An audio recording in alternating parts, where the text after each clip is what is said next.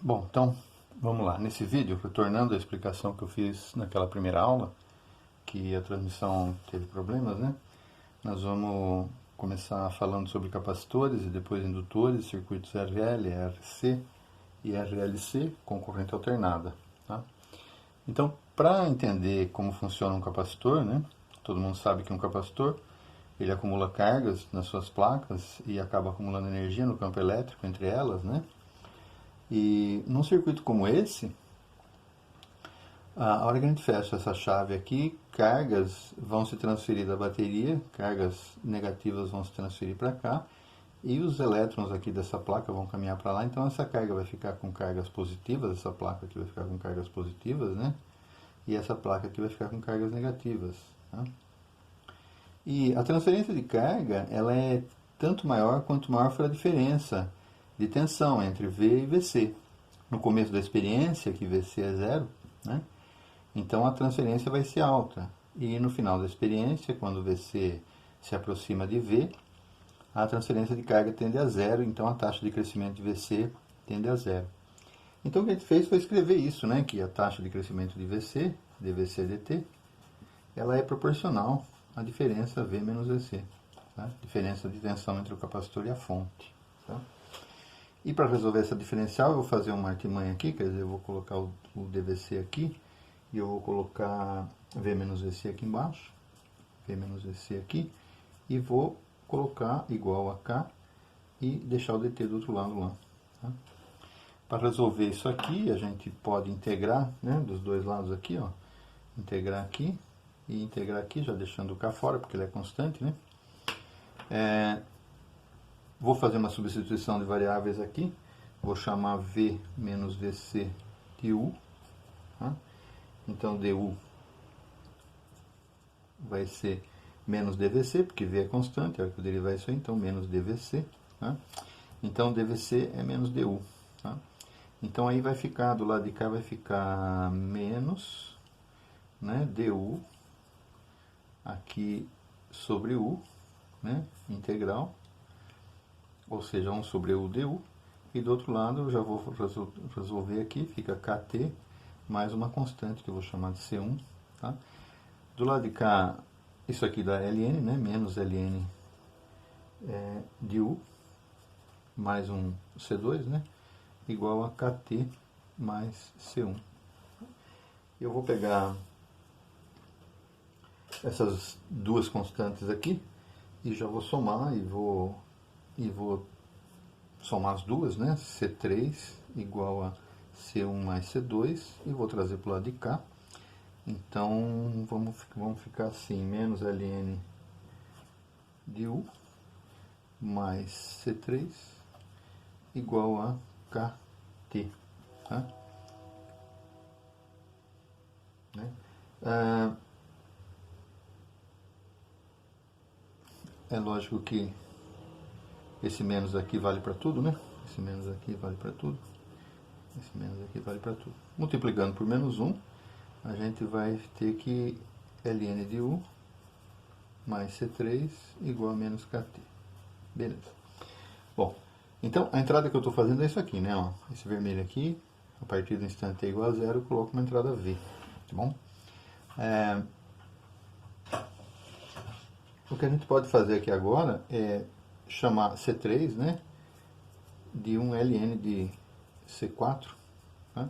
Eu sempre vou achar um C4, cujo ln dá C3, para poder resolver isso aqui. Né? Então ficarei, já vou substituir, o U é V menos VC, V mais um ln de C4, igual a menos KT.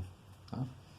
E aí eu vou usar uma propriedade do logaritmo, que é a soma dos logaritmos é o logaritmo da multiplicação, então fica ln de V menos VC, que multiplica C4, igual a menos KT. Tá? E para resolver esse ln aí, eu vou aplicar a exponencial aqui também. Então nós vamos ficar com e elevado a ln de alguma coisa, essa própria alguma coisa, né? V menos VC, que multiplica C4, igual a e elevado a menos KT. Tá? E eu preciso achar C4, né? Para achar C4, eu vou usar as condições de contorno que estão aqui, ó, para t igual a 0, VC igual a 0. Então eu vou aplicar as condições de contorno, condições iniciais, né? E então fica V menos VC, que é 0, né? Vezes C4, igual a E elevado a t igual a 0, E elevado a 0 dá 1, igual a 1. Então a gente vai ter que C4 é 1 sobre V. Tá? Substituindo lá, a gente vai ter V que menos VC, que multiplica 1 sobre V, é igual a E elevado a menos KT. Tá? Bom, passando aquele V para lá, ficaria V menos VC igual a V, E elevado a menos KT. Isolando VC, e já multiplicando por menos 1, VC igual a V, E elevado a menos KT, menos V, né? Menos V. Vamos deixar um negativo aqui, vai. Então, VC ficaria V menos V elevado a menos KT, ou melhorando um pouquinho isso aqui, VC ficaria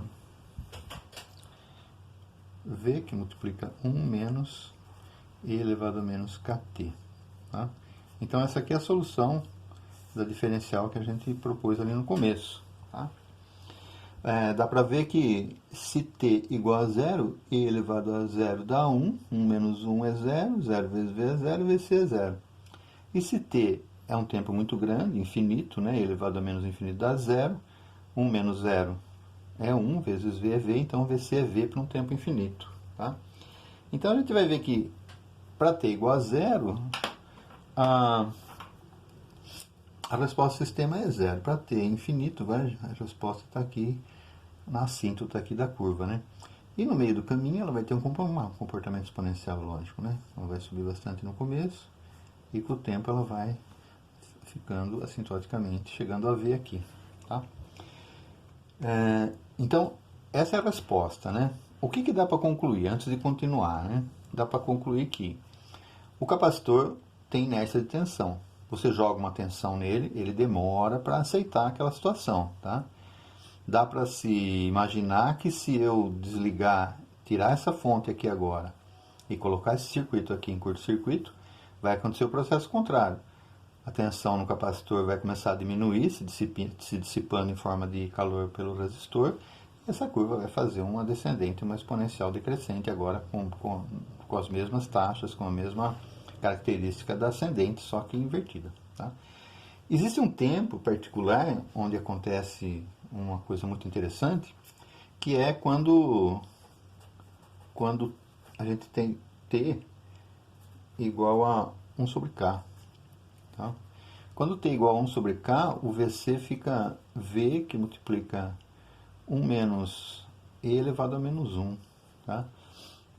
Que, colocando isso aqui em forma de número, o VC fica aproximadamente 0,63 V. Ou seja, 63% de V. Tá? Todas as equações aí que acontecem na natureza, que tem esse comportamento, esse tempo particular aqui, ele é muito importante. E ele é chamado de tau. Tá? Esse tempo é chamado de tau. Então, substituindo esse 1 sobre K lá, substituindo o K pelo tau, né? Então ficaria VC igual a V, que multiplica 1 menos E, elevado a menos T sobre tau. Tá? Porque o tau é o inverso do K. Tá bom? Esse tau aí é chamado de tempo de resposta do sistema de primeira ordem aí, porque é uma equação diferencial de primeira ordem, tá? Ou seja, é mais ou menos aqui assim, né, ó, tá? Esse tal é mais ou menos aqui assim, ó, quando ele já respondeu com 0,63 de V, tá? A gente vai ver que se você esperar outro tempo desse, né, 2 tal, ele vai subir mais um pouquinho só aqui, ó. Se você esperar mais um tempão aí, 3 tal, ele vai subir mais um pouquinho. Então, vamos pensar que nem engenheiro, né? Para quem é engenheiro, 63% já fez tudo que tinha que fazer, não é? Para mim não interessa mais, eu não vou ficar esperando mais tempo para acontecer mais coisas. Aí eu já vou partir para outro, já vou descarregar esse capacitor, já vou usar esse tempo como tempo de resposta, como um tempo para calcular constantes RC, para usar isso como temporização do sistema, tá? Então, né, aquela comparação que a gente faz, né? Se você pensa em viver aí até uns, digamos, 100 anos, né? Você pensa em viver até uns 100 anos, se você não fizer tudo que você tem que fazer até os 63 aí, você não vai fazer depois, né? Não vai dar, né? Então, as coisas na natureza são meio assim, né? As coisas acontecem até 63% do tempo total de vida do sistema, tá? A partir disso ele vai se acomodar, vai demorar muito para chegar em 100%, tá? Então já parte para outra, falando assim em termos práticos, né? Então qualquer sistema que você esteja trabalhando, né, que funcione dessa maneira, com uma equação diferencial de primeira ordem, pode ser um forno, pode ser um termômetro, qualquer coisa que responde rápido no começo e vai demorando para atingir o equilíbrio. Se você fizer apenas uma medida, ou seja, se você ficar com o cronômetro e medir quanto tempo demora para que o sistema responda com 63%, você sabe que o formato da equação é essa, basta você jogar esse valor aqui, ó, no tal, e você tem a equação completa do sistema, não precisa mais nada. Você só precisa do valor final e do tempo de resposta, ou seja, 63%. Aí você coloca nessa equação aqui e acabou. O negócio está feito, né? Então, como exercício, né? Eu vou fazer um exercício aqui para vocês resolverem em cima disso, né? Baseado nessa equação aí, ó. Vou até colocar ela aqui, ó. Vou colocar um exercício aqui, né? Exercício. E vocês vão usar essa equação aqui, né? VC igual a V, que multiplica 1 menos E elevado a menos T sobre tal. No domínio do tempo mesmo, bonitinho, né? Tal. E vamos colocar assim um circuito que tem uma bateria com 10 volts, né? E um resistor e um capacitor, tá? E esse capacitor aqui tem 1 microfarad, ou 10 a menos 6, né? Faraday. E esse resistor aqui tem 1 mega ohm, ou seja, 10 a sexta ohm. Tá? Eu quero saber quanto tempo, né? Quanto tempo o sistema consome para atingir 63% de V, ou 6,3 volts, tá? Bom, o que eu não falei, né? O que eu não falei para vocês é que num circuito RC, tem um resistor no capacitor, você pode calcular o tempo de resposta. Então, o tempo de resposta é simplesmente o resistor multiplicado pelo capacitor, tá? No circuito RC, né? Então, essa questão aqui é bem simples, né, de se fazer. Mas eu queria colocar uma segunda, então essa daqui é a primeira, né? A segunda eu queria colocar assim, ó, um circuito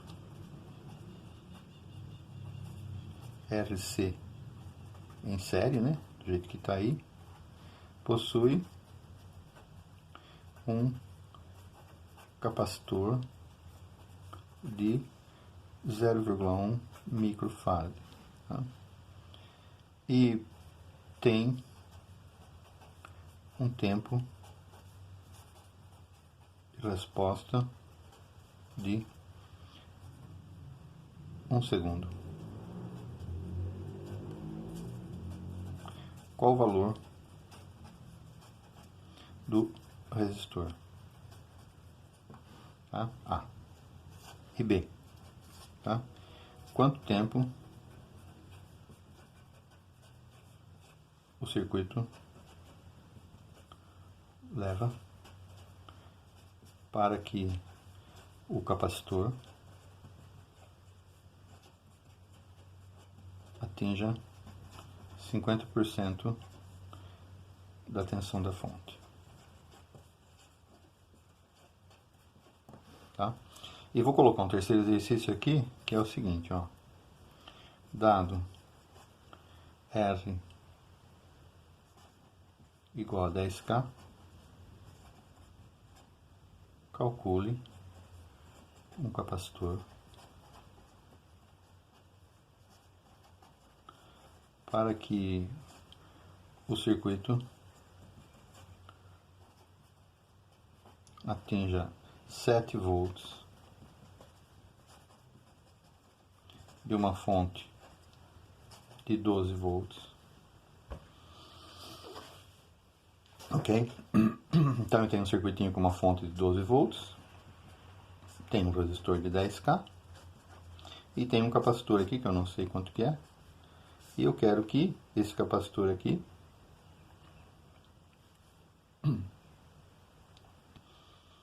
primeiro se calcula esse capacitor aqui para que o tempo de resposta calcule um capacitor para que o circuito atinja 7 volts de uma fonte de 12 volts, tá? Ou seja, você vai calcular primeiro o capacitor para que ele atinja 63% de 12 e depois você vai usar esse tempo, né, para que você tenha 7 volts, calcular o tempo que ele demora para atingir 7 volts, ok? Então, beleza, é isso aí. Tranquilo? Qualquer coisa nós tiramos as dúvidas aí na aula presencial, ok? Obrigado, hein?